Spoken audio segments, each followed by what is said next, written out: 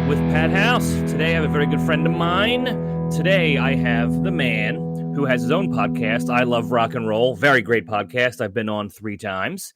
Today I have very funny comic, Ken Krantz. Ken, what's going on, buddy?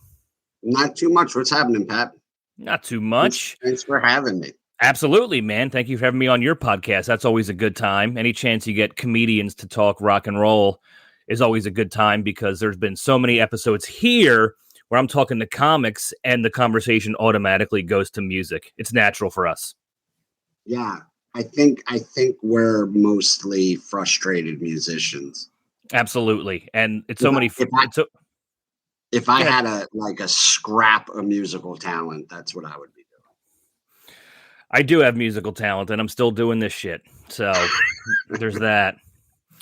You and I have been buddies for probably, how long have you been doing it now? I'm coming up on, I've lost track, I think 14 or 15 years. Okay. Cause I was going to say, we've been friends for, I was going to say about 12 years now. Yeah. Yeah. You and I met at the Stress Factory in New Brunswick, New Jersey. I was either hosting or featuring for Dom Herrera, and you did a guest set. I remember that. Remember we were in the green room and you asked Dom for advice. And then he just said, "Have you ever thought about being funny?" Yes. Oh my God. And I was there for this. You were like excited to be on the show, and you were like giddy and happy, and then you just had this sour look on your face. I mean, like, you realized it was funny, but you were not expecting to be shot down like that. Jesus, if you're a new comic and you're listening to this, don't ever ask an established older comic for advice. I think that was probably, I do remember that. That's so funny. I think that was probably the first and last time I asked a comic for advice. Well, I'm honored to have seen it. I remember, so Dom is like a family friend in a way. He went to grade school and high school with my mom's oldest brother, and they've known each other for literally 60-something years, whatever. And I remember seeing Dom Herrera before I was doing stand-up, and I was like starstruck because I was so into stand-up, and I just knew he was a family friend, and he had been on TV and was on all these comedy specials. So I saw him at the Laugh House, and I was starstruck by him. I got him to sign my ticket stub, and then 2 years later, I opened for him, and I thought I was like over the moon. I was like, how is this my life? It was like a first realization of like, not a dream come true, but kind of in a way. It's weird when you when you're still brand new and then you find yourself mingling amongst your heroes. You know what I mean? Yes. Yeah. Which is, I think, one of the cooler things about comedy. Because it's attainable. It's obtainable, and you sort of do get that instant access. If you can get past the open mic level, you sort of do get that access to your heroes.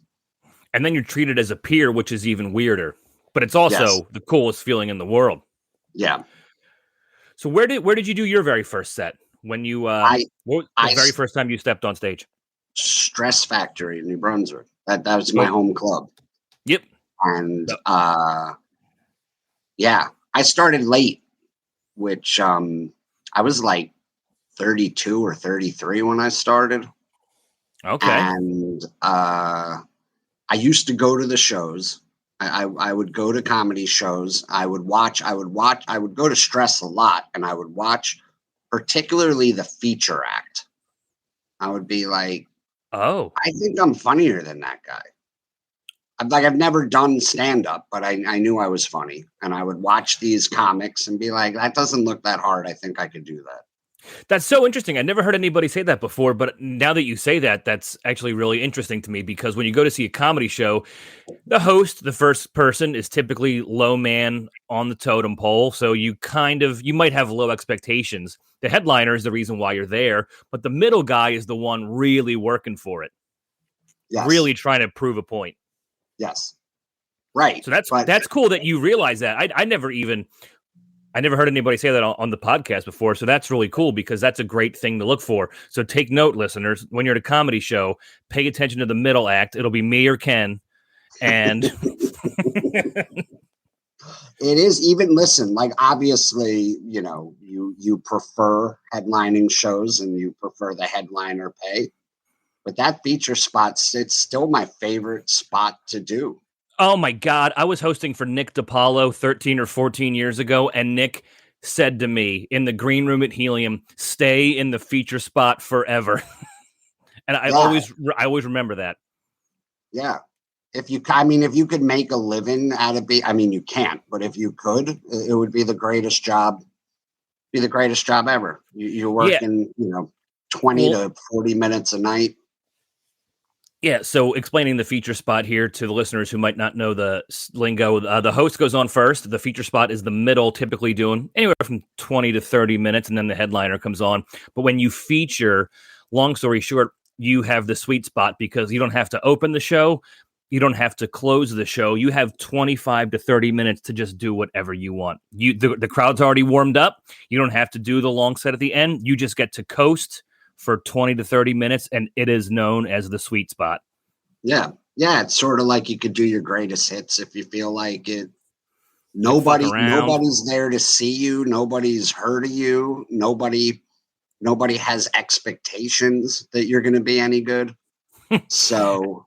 It's funny you say that. Last week in San Fran, I got my first compliment as the feature where someone did come out to see me, because this woman came up to me and the San Fran Punchline shared a video clip of me showing off my Phil Collins tattoo. And after one of the Friday shows, a woman came up to me and said, when I saw your clip showing the crowd your Phil Collins tattoo, I knew my husband and I had to come see you. And they did. And I was like, that's pretty cool, actually. You tagged me in that story. That's fantastic. Oh, yeah. Oh, yeah, the Phil Collins, George Harrison one. Yeah. Oh, right. So leading up to that set at the Stress Factory, that was the open mic, right? Just the regular, what was that, Wednesdays for them? It was the open mic. I was talking a lot of shit that summer about, I think I could do this. And then my brother convinced me. He said, listen, why don't we go to an open mic and let's just sit there and watch and see what it's like. So we bought tickets. We went to the open mic. This is the best advice I can give the new comics. If you're thinking about doing it, just go to an open mic. Don't put the pressure on yourself to perform. Just go to an open mic and see how horrendous every comic there is. If there was 30 comics that night, 2 of them were good. It's probably accurate figures. Yeah. Yeah. And 28 of them, they were so bad that I walked out of there like, oh, I'm coming back next week because I'm not going to be worse than anything I just saw. And if those people can do it and they're still standing at the end, I could for sure do it. Yeah, a lot of people go and observe for a while. I wasn't one of those people. I went and dove right in without ever stepping foot into a comedy club before, but I get the sitting in the back and learning just to take it all in, to see what you're getting into, whereas I closed my eyes and dove off the deep end like a lunatic. That's insane to me. You'd never even been in a comedy club? No, I was 19. Never even gotten to watch a show? In a comedy club, no. I saw a couple comedians live on campus, and I had seen like Dave Attell and Mitch Hedberg in like real shows, but actual comedy club, nope. I was 19. Oh, wow. I wouldn't even. Well, they let me in the Helium, but they were 21 at the time. Yeah. So I was still super young. So were you into stand up? Did you fantasize about this your whole life? Like you said, you started in your early 30s. Was this on your mind from your teens and 20s? How long were you sitting on this? Years. I'm for most of my life. I was a huge stand-up comedy fan growing up. What did it for me, and this will be me showing my age, but was Rodney Dangerfield's Young Comedian specials. Oh God, which Dom Herrera was on. Dom Herrera, Sam Kinison, with his legendary that legendary first set. Bob Nelson. I had Bob Nelson's entire routine memorized, and I did it for my 4th or 5th grade talent show. That's phenomenal. But I added to it. Like I wrote, like I you altered his act. I stole his act and then was like, I think I can make this better. I'm 9. I know what I'm doing. Have you seen Bob Nelson live before? I've never seen him live. It's so funny because he was probably, even before Kinnison, he was probably the first comic I saw on TV where I was like, oh my God, this looks like the greatest job ever. And then go ahead. Sorry. Go ahead. I was once offered a spot on a show with him. I forget, to host, or even, I don't know if it was I don't remember what the spot, maybe it was a guest spot. And I know that he's like very religious and very like clean. It's clean. Yep. Yeah. And I remember thinking, like, part of me was like, oh my God, this would be such a cool full circle moment. And then another part of me was like, oh, but he would hate my act. I don't think he would understand me at all. And if he even paid attention. Yeah. Lynette, I had Lynette Palladino on last week's episode, and we were talking about, the excitement of opening for your favorite comics, and you're nervous and you want to impress them, only to come off stage and find out they're not even at the club yet or didn't even watch your set. And you spend weeks like agonizing over this set, hoping to impress Dave Attell or whoever, and they're not even fucking there. Yeah. Yeah, because you build it up in your head so much, you're like, oh, well, I'm going to... Which we all do with everything in life. So I don't know if this was the same show that you were asked to possibly do, but I featured for Bob Nelson at the Stress Factory before.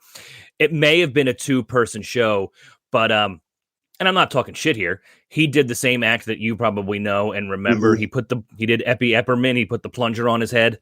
And I was very surprised at how many people were there.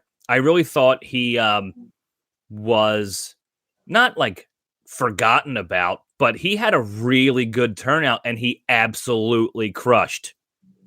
Yeah. It was a really fun show. Great to hear. Yeah, absolutely. And it was cool because I love the history of stand-up so much. And I was familiar with a lot of his career. And I remember seeing his HBO One Night Stand and stuff.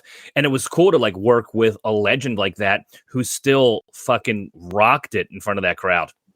Yeah. Yeah, that's incredible.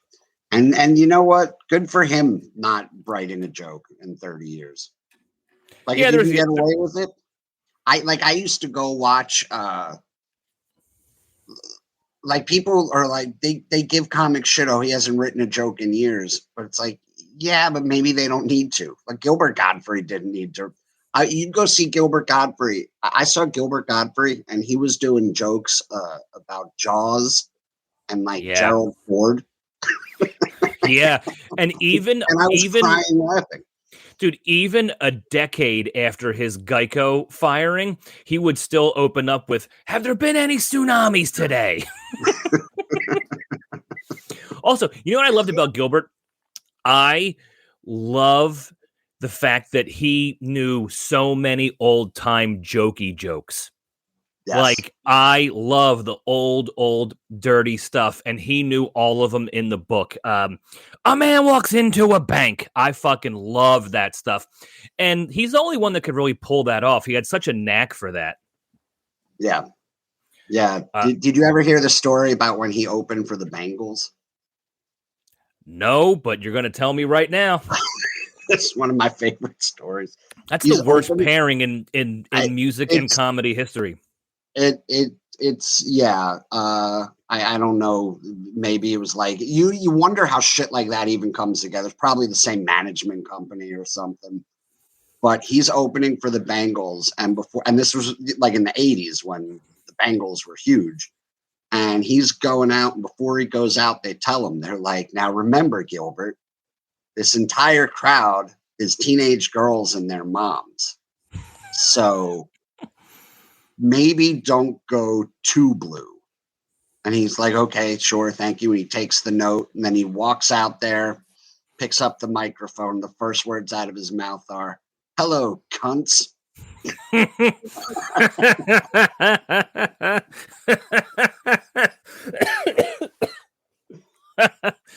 Did he go on to say how the rest of that set went, or was he pulled immediately?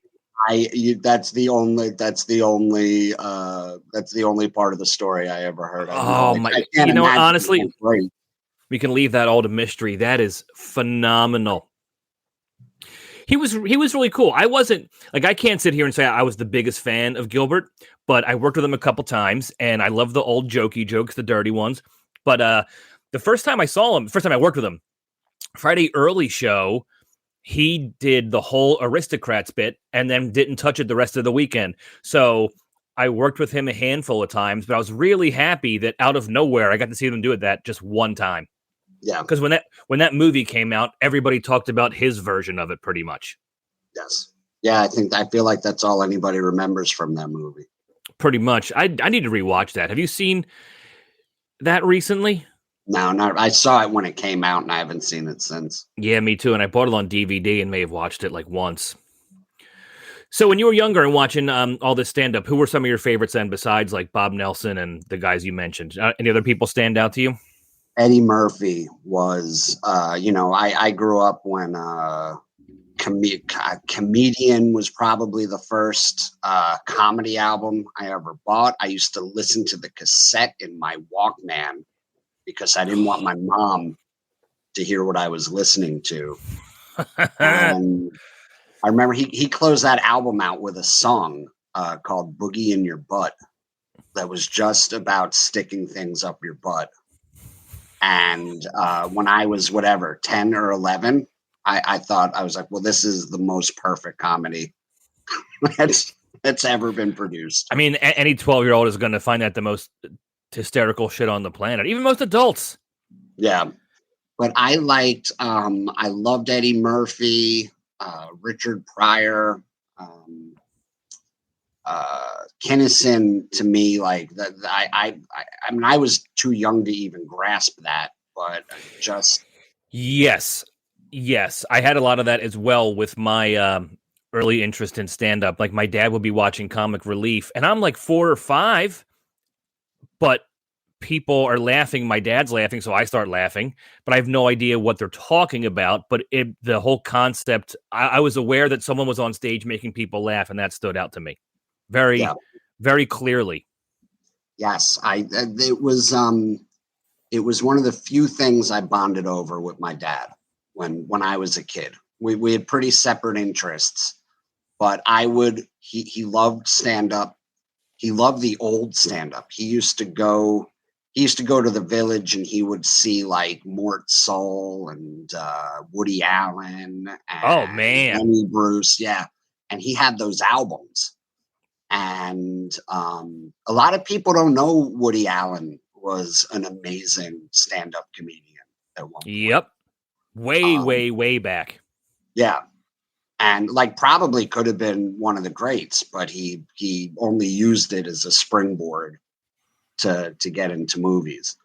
But I would watch comedy, and I would see him laugh, and I remember thinking like, oh, I'd like to be able to make my dad laugh like that one day. That's really cool. Now, do you have those records?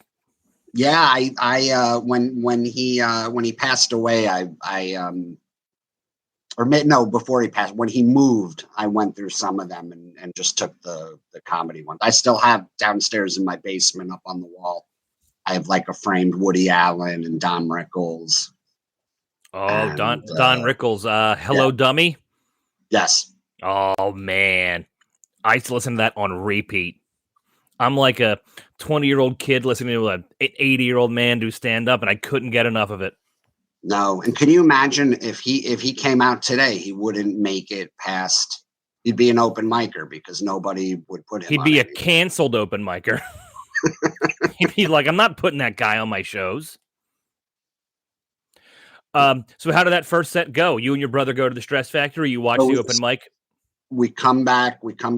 Michael Jackson had just died, which launched many comedy careers. It was fine. I was finally like, all right, like I got so much to say about this dead pedophile. Like, okay, I got to do it. And I wrote out. I remember I was on vacation in Cape May, New Jersey, sitting on the beach with a little journal, writing out my first 5 minutes. And I went the next week. I got pretty drunk, just liquid courage. I think I had like a good 3 or 4 shots of tequila. I went up back in those days. They had you'd get an audience at the open mics. People were paying to come to the open mics, and I remember walking in and the place. It was a decent sized crowd and feeling intimidated by that. But then by the time I went on, like 28 out of 32, there was maybe 8 people left. Yep. That's how it goes. Yeah. And I don't remember anything. Like I can say in all seriousness, walking up to the stage was the scariest moment of my life. Like I remember feeling like, oh my God, I might pass out.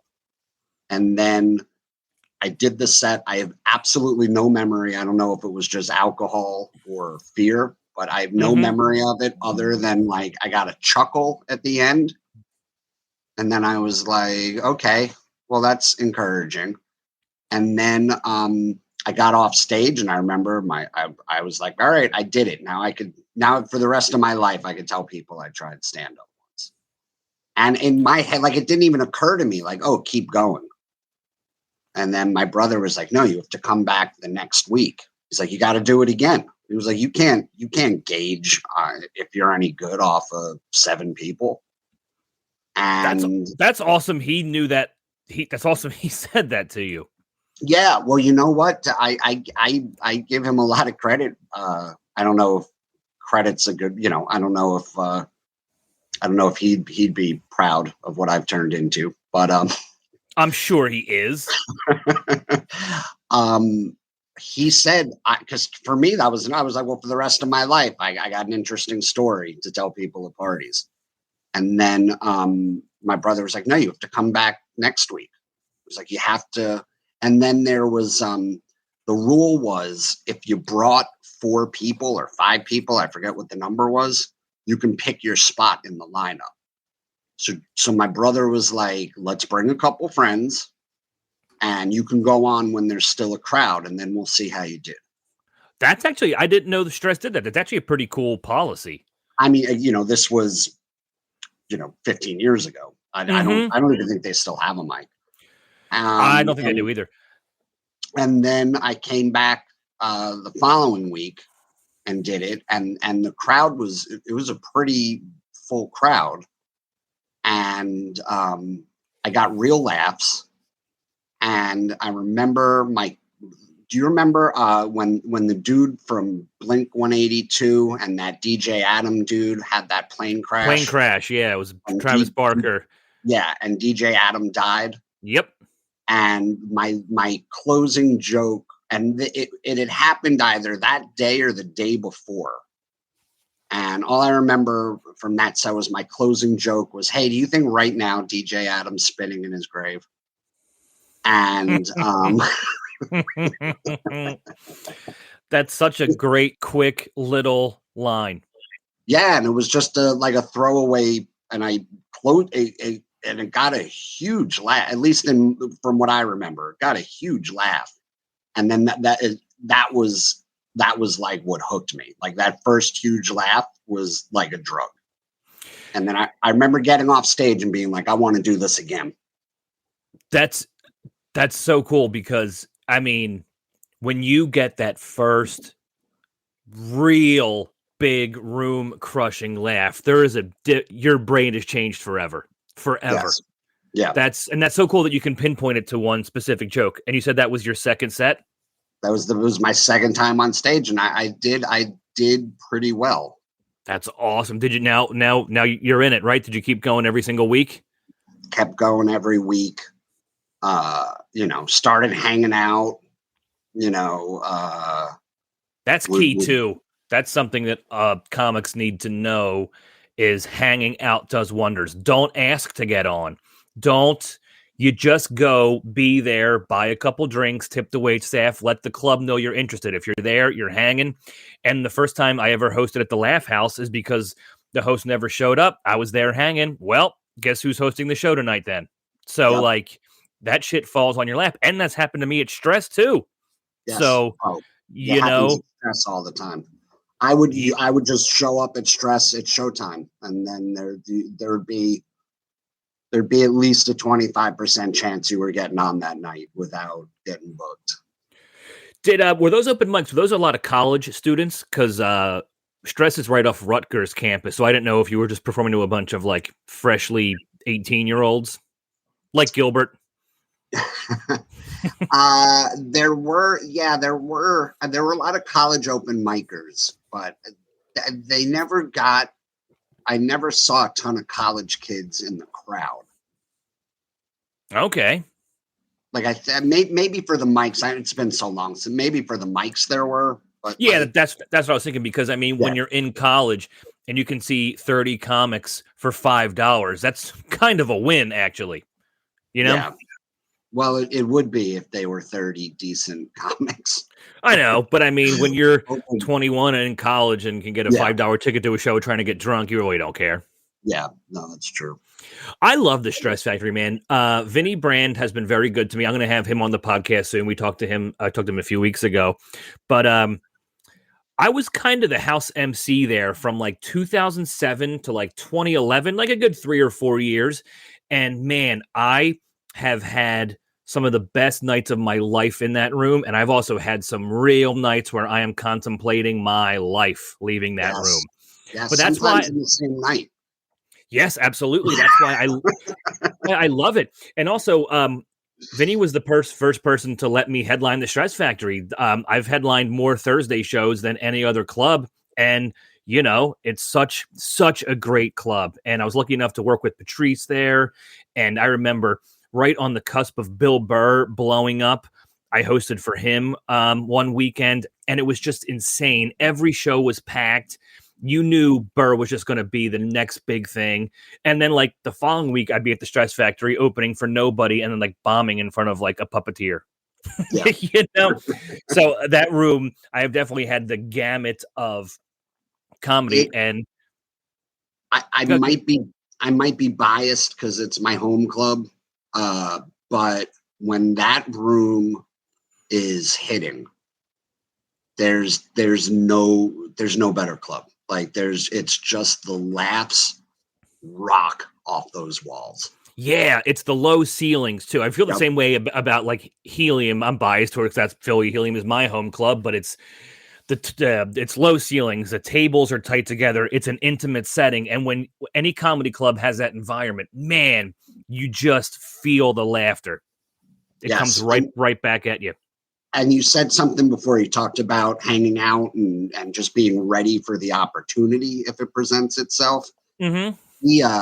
I hung out there for a year straight. I was there, you know, almost every weekend, every mic. And I finally got Vinny. I didn't bug the shit out of him, but he finally agreed to give me a guest spot. It was my first guest spot. It was my first show that wasn't Mike or a bringer. Mm-hmm. And he gives me a guest spot with Mike DiStefano. Okay. He was coming off. It was when he was doing it was in the middle of Last Comic Standing. And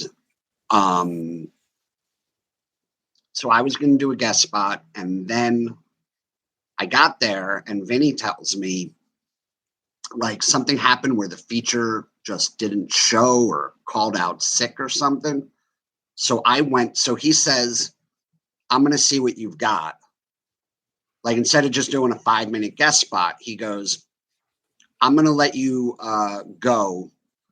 And if you stink, I'm going to pull you. But if you're good, I'm going to let you go for a bit because we got to fill some time. So I went up my first guest spot. Now, did that make you sick to your stomach like your first open mic did? Yes. Yeah, of course it did. I don't know if that would give you the adrenaline rush to be like, okay, it's go time. And that maybe, you know, the emotions went the other way. Like, let's go. Let's fucking go. No. I remember being like, oh, this won't do. Like, what do you mean? Because now I can't even figure out what my set is because I don't know when I'm getting on or, you know, I mean, when I'm getting off. I just didn't know what, like, oh. Am I doing 8 minutes or 25? Yeah, exactly. But I ended up having a really good set, and he let me go for about 15 minutes. And I got off stage, and he told me, he was like, "You just passed my club in a very big way." And he's been great to me since then. Awesome, And man. he's seen me bomb a bunch of times, you know. Oh, and me too. And he never held it against me. I remember I thought this was very nice of him because I don't think a lot of club owners would care enough. But he had me on a show once, and I had a bunch of my friends from high school. I didn't even know they were coming. And they weren't like my best friends or anything, but they were kids I was friendly with in high school. And they all come out as they see that I'm on the show. There's probably a group of like 10 of them. And I could not have eaten a bag of shit any harder than I did. I don't even remember who they had, but I could not have bombed any harder. And I remember sitting in the green room afterwards, like just wanting to cry, because you just know the conversations with all these kids in the car on the ride home is like, Ken sucks. God. Ken sucks. Yeah. Ken sucks. Yeah, what's he doing with his life? He thinks he's going to be able to be a comic. There was no disguising how bad it was. And he gave me a pep talk. He gave me like a 30-minute pep talk. Which is short for a Vinny speech. He was busy. He gave me like a 30-minute pep talk and was like, what do you care with these? Like they're still waking up and going to their shitty cubicle jobs tomorrow. And you're out here like trying something, you know? Yeah, absolutely. So I always loved him for that. Yeah, he's always been very encouraging and very positive with me, man. Like I said, he gave me my first headlining night, and he's like, he's just been nothing but a solid dude. But that's a great room to really cut your teeth. Yes. Was I hosting those Mike DeStefano shows by any chance? Because I remember hosting for him one weekend, and at the time, I pretty much got my picture with every single comic I work with. I was like a working host. But I was still a little bit of a fanboy, so I would make sure to get my picture with every headliner every weekend. But I did not get one with Mike DeStefano, and then he passed shortly after, and I was like, "Fuck!" You know what? It must have been that week because it was during Last Comic Standing. So that's when he blew up a little bit. Yep, and then he was producing his one-man show. I can't imagine that he had multiple weekends there. Like he probably just had the one. Yeah, maybe.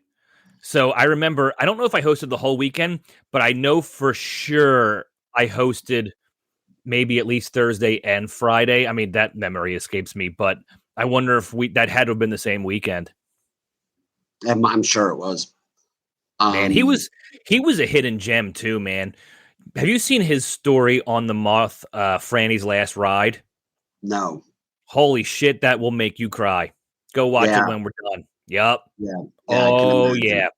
I don't think it's funny in any way, but it'll get you. I remember him saying something really funny to me. I forget what I had said. I was kind of being self-deprecating about being Jewish. And then he said something to me. He said, he's like, people have hated you guys for thousands and thousands of years. He goes, ever think it's you? He was so awesome, dude. That I can see him saying that too. So what was the next step for you? Like, did you meet a lot of friends at the Stress Factory open mic and then start branching out towards more of Jersey? Because that's what happened to me. Same thing with Philadelphia. Then I got some gigs out in the suburbs, and then I met people in Jersey. So it just slowly snowballed within the region. I had a very, my path was weird. Like I did the open mics, And at some point, the crowds in the open mics tapered off. And then you were starting to, it would just be like you were just doing them for the other comics. And I didn't find that useful. I couldn't. Yes, performing just for other comics is fun some nights, but not when you're actually trying to build something. No, because they're not going to laugh. They're not paying attention. They're looking at their phones. They're thinking about what jokes they're going to tell. Some of them are just bitter pricks that don't want to laugh. You know, like it's like they almost don't want to give you encouragement. So, which really sucks. I never had that mentality. Never. No, I didn't either. I mean, I couldn't. It's like if something's funny, I'm going to laugh. I don't even know how you like stop yourself. And I don't want another comic to suck. Like I want them to do well. I want to see a good show. I want to be a part of a good show. I don't want to follow someone who ate a shit sandwich because that's more work for me now. I want somebody to do well so I can follow them and match that, energy and mentality. Yes. I never got that. Just the comics that sit there like stone cold and not bitter, but just like dismissive or uninterested. I never got that. The only time I ever want to see somebody bomb is if it's a friend. If it's somebody that I love dearly, there's nothing more fun than watching them bomb. That has come up on this podcast numerous times. I mean, there is something great about watching your friends eat it, especially on like a weekend show in the feature spot or like a quick 10 minutes at a club and they just bomb. Of course, that's the best.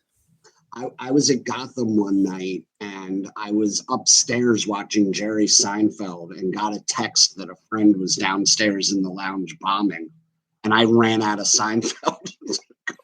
I ran out of Seinfeld to go watch a friend bomb in front of like 19 people. I would probably do the exact same thing. That is fucking hilarious. I would probably do the exact same thing. It was way more enjoyable. But then I started doing, and this might surprise you. I started doing bringer shows. I don't know if your audience knows what they are, but you have to bring a number of people to the show in order to perform.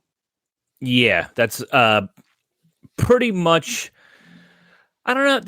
Well, okay, it's definitely a New York City thing. Yes. I don't know if LA does it, but that was never really a thing in Philly. Yeah. Well, they, I think for a lot of reasons, they are rightfully vilified. People see it as a pretty slimy transaction. And, but what I found them to be incredibly useful. I mean, yeah, it sucked having to kind of beg your family and friends to come. Wrangle up. That sucked. And then the pressure was always, and they're cutthroat. They're like, if you bring 10 people, you're supposed to bring 10 people. And if you show up and you're like, oh, only 3 people came, you're not getting on stage. So then, you feel like you owe your friends money now. You wasted their time. Yep. Are they still around anymore? Is that a current thing in New York? Yeah. Is it really? I still see on Facebook, I still see people promoting their bringer shows. But I found them to be very useful because I think it was my 4th or 5th time ever on stage. Somebody did research for me. Was like, hey, you got to do this show, and you just got to bring people. And I didn't know all the background to it, but I went up at the old comics in New York City. Yep. And again, maybe my 4th time on stage doing a bringer, but there's a packed house. There's real comics on the lineup. And you're getting experience in a real like a club. Yes, and in front of typically a much larger crowd than you would get at an open mic. Yes, and they're new comics. They would call them new talent nights. They're newer comics, and some of them stink, but some of them were really good. but then they're also sprinkled in real headliners. And my first time doing a bringer set in New York, I went up and I was sandwiched in between. I went on right after Louis C.K. and right before Jim Gaffigan. Jesus.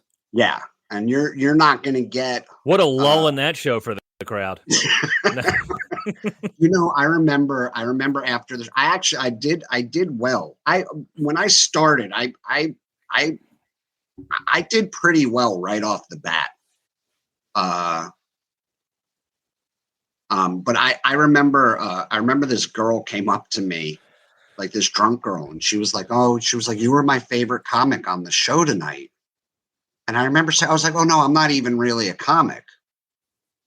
And I remember her looking confused, like, what? You were just after you followed Louis. Like, I just watched you on stage. I was like, no. Like Louis and Jim Gaffigan, those are comics. I tried explaining, and she looked very puzzled. I remember walking. And that's I didn't know how to take a compliment.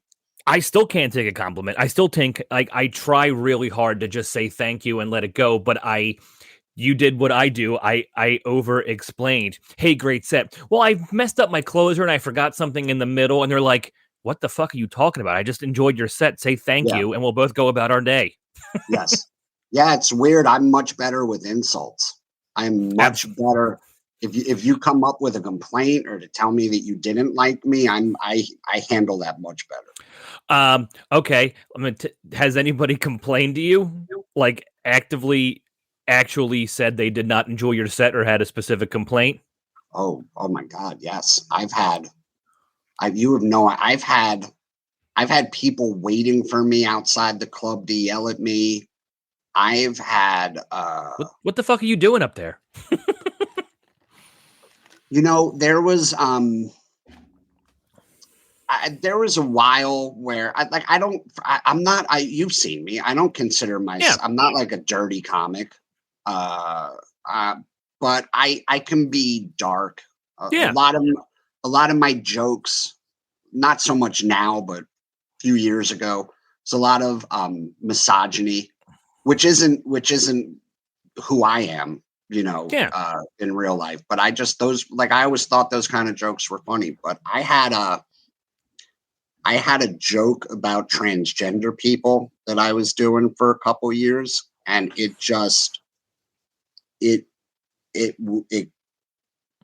would split the room, and it would really upset. I want to make this clear. It would upset a lot of straight white ladies who would get offended on behalf of someone else. Yes. It was never like, hey, I'm transgender, and that joke really upset me. It was always like, hey, my sister's transgender, and I don't think you should be talking like that. And what's your problem? And it's never, which I think, by the way, is more offensive. Like when you're getting offended on behalf of somebody, to me, that's way grosser than just telling a joke about somebody. Because what you're saying is, hey, these people aren't smart enough to determine for themselves if they can tell it's a joke and if they'd be offended. So let me get offended for them and tell you why you would upset somebody who's not me. My aunt, who isn't here, would not approve of that, but I'm going to be mad for her. Last weekend, I was with Chris Porter and my good friend Daryl Charles, and it was a great show. It was a killer lineup. All three of us had great sets all weekend. And after one of the shows, a woman came up to us and said her cousin is brand new to stand up, and he's funnier than all of us. And I started laughing right away. I wasn't offended. I was like, that's hilarious. And then she kind of took it back. Like, she didn't mean any harm. She said we had a great show, but she's like, you guys got to see my cousin. I'm like, the three of us are all professionals that are getting paid to be here, but your cousin that just started is funnier than all three of us. Like, she was probably nervous and didn't know what to say, but man, people do say some goofy shit intentionally and unintentionally after shows. Yes. Yeah. And people feel like pressured. I feel like people feel like, oh, I almost have to go tell them my opinion. It's like you really don't. Like, you could just pay your bill and leave. I know, and it's funny. Like, do you want feedback or a backhanded compliment? And then do you get mad at the people who just leave without even making eye contact with you? Like, did they hate the whole show? Did they hate me? Why did they just walk out? They didn't even acknowledge me. I was on the show. I had a great set. They didn't even look at me. Yeah. So we're never going to be happy is what it all comes down to. No. My favorite is like when you have a really good set and you're like, oh, people are going to be fawning all over me. And not one person comes over to say anything. You're like, they were just, I mean, I just killed. I remember having a really great set one night. And then I was standing there and somebody tapped me on the shoulder from behind. And I remember thinking like, oh, wow, they probably want a picture and the show's not even over. And that's how good that just went. And then I turned around and she was like, you're blocking my view. Can you stand somewhere else? Oh, my God. Dude, I was at the Virginia Beach Funny Bone a few weeks ago, and a guy came up to me and said, hey, man, great set. Got a question for you. And I was like, sure. Thank you. I appreciate that. And he goes, my wife and I just got ice cream. You know where we can get a spoon? At least he. I mean, there was a compliment. I've had people be like, hey, great set. Where's the ATM? I'm like, Jesus. Yeah.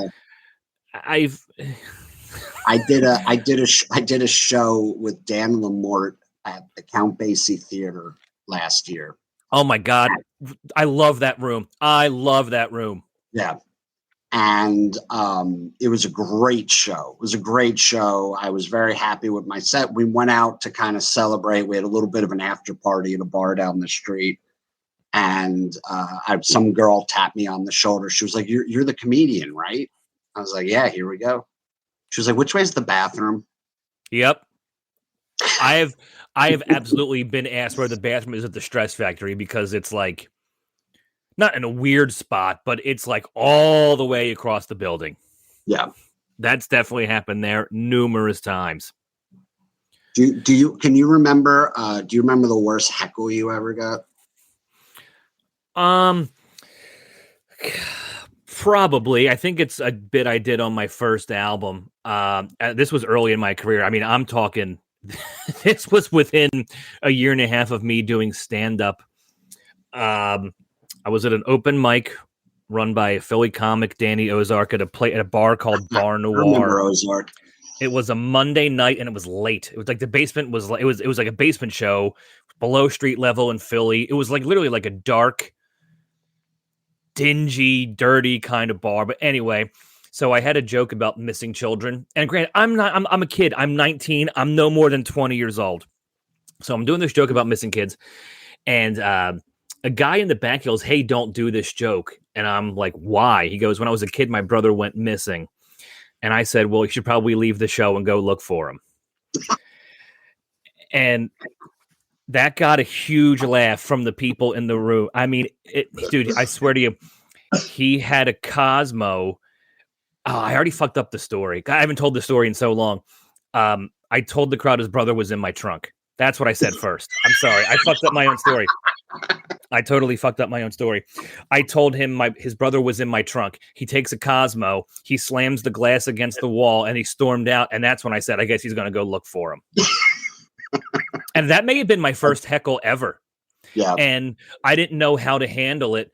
But I like to think I'm relatively quick on my feet. So when he said my brother went missing and I said something about him being in my trunk, I thought with a heckle, you ought, instead of like working with them, I thought you just went right for being mean. Like, yeah, you just go in for the kill immediately.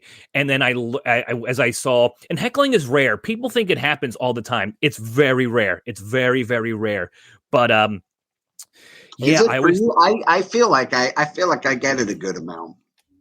No, I don't feel like I get heckled much at all.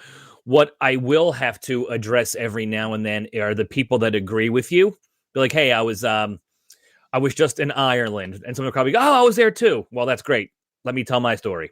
Like people that are chiming in, thinking they're helping, but they're not heckling. They're not trying to derail the show. They're just participating. Well, that could be even worse to me. Like I remember one night I was at a West Side Comedy Club. I was having a good set, but this lady in front would not shut the fuck up. And she was front row, dead center, and I kept having to stop. And I was like nice about it the first bunch of times, but then I was getting so annoyed, and I guess the crowd could see how annoyed I was. So a lady at the table next to her, I guess to show how much she was enjoying it and wanted me to continue. Like after everything I said, she would be like, and she would nod her head like really. And she would like give me a little clap, and this is worse to me. Like the aggressive encouragement is worse than the drunk heckling. Oh man, I will.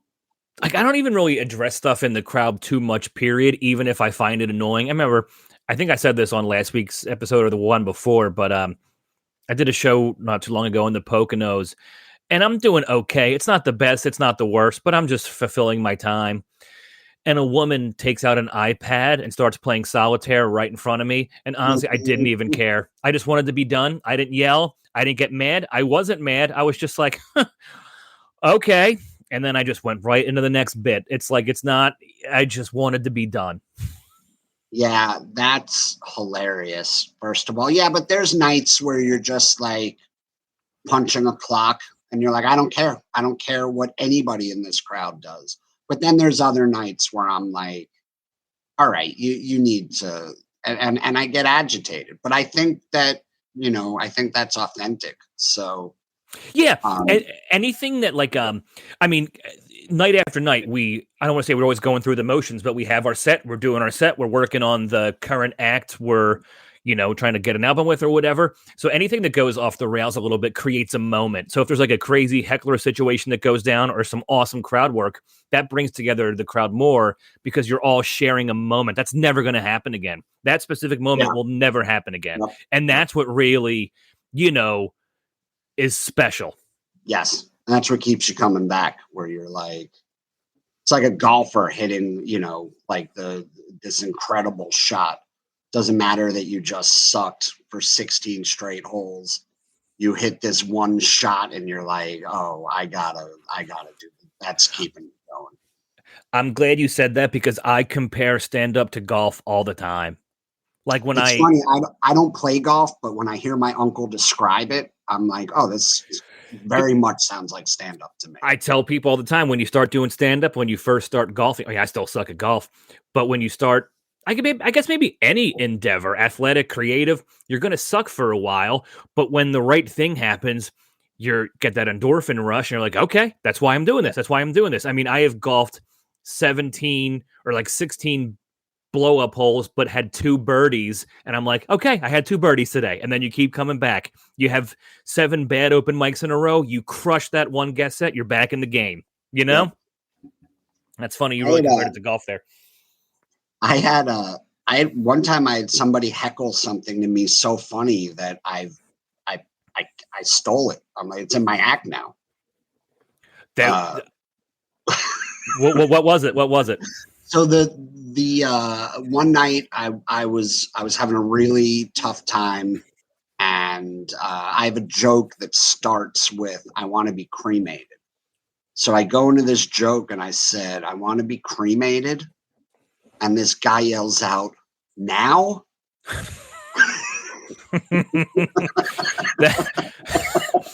Dude, that's so fucking funny. It's so fucking funny. And now when I do the joke, I'll wait. If the show isn't going great, I'll go into that joke and I'll say, so I want to be cremated. And then I'll pause and I'll go, like, right now. And it always gets a huge laugh. I totally stole this heckler's insult, made it part of my act. Okay. You just reminded me of this. The other night at one of my shows, I have a joke about how Paula Abdul was my first crush. And on the Friday Late Show, a woman goes, straight up, now tell me. And I couldn't stop laughing. I could not stop laughing. And I'm probably going to put that in there.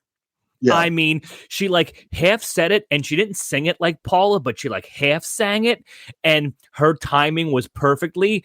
And she said it as soon as I said it. So her wording was in between mine. And I did the thing where I put the microphone down and I just true, genuine laughter.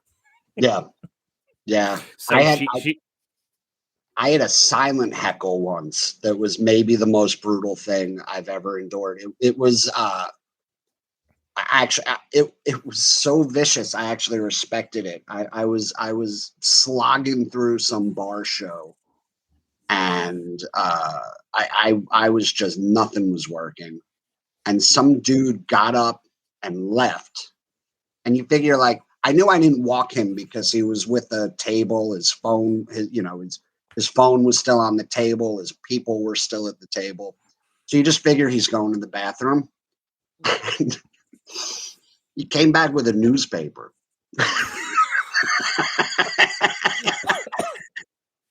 Just reading it. And sat there with his legs crossed and was just flipping through the newspaper for the rest of my set. That is... Now, did he put it down when you were done? No, I went after him. I was like, oh my,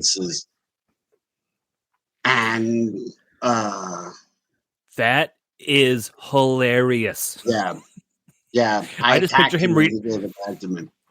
I just picture him like lounging, like he's reading the paper at home with like his feet up on like an ottoman. Oh, and by the way, he didn't like go grab the New York Times or the Post or something. Like, it's like he went to, you know how like the restaurant will have like the local, like whatever paper that's mostly just ads. The paper that nobody reads. Yes. He just went and got the paper that nobody reads and decided he'd rather read it than watch me for another minute. That's awesome. You know, you just did me a favor here because normally on the podcast, I close on some horror stories. So we just shared like 5 each of like little things that happened. So that's the perfect ending. That's how I love to do it. Like I said earlier, you have your podcast, I Love Rock and Roll, with our very good friend Chip Chantry. What else you want to plug here? Give everybody your socials and where can everybody find you? You can find me on my socials, Ken Krantz, Krantz, comic. And if you're a comedy and music fan, definitely check out I Love Rock and Roll. It streams everywhere. We have every week, we either have comedians as guests just talking about their favorite bands or maybe talking about bands they hate. And we interview a lot of really big name musicians too. We've been lucky that some really cool names have come on. So you can find that anywhere you stream. You can follow it on Twitter at Rock and Roll Pod. And that's it. Thanks for having me, Pat. Dude, anytime, man. Thank you. Ken Krantz, ladies and gentlemen. That concludes this episode. Thank you. We'll be back again in 2 weeks.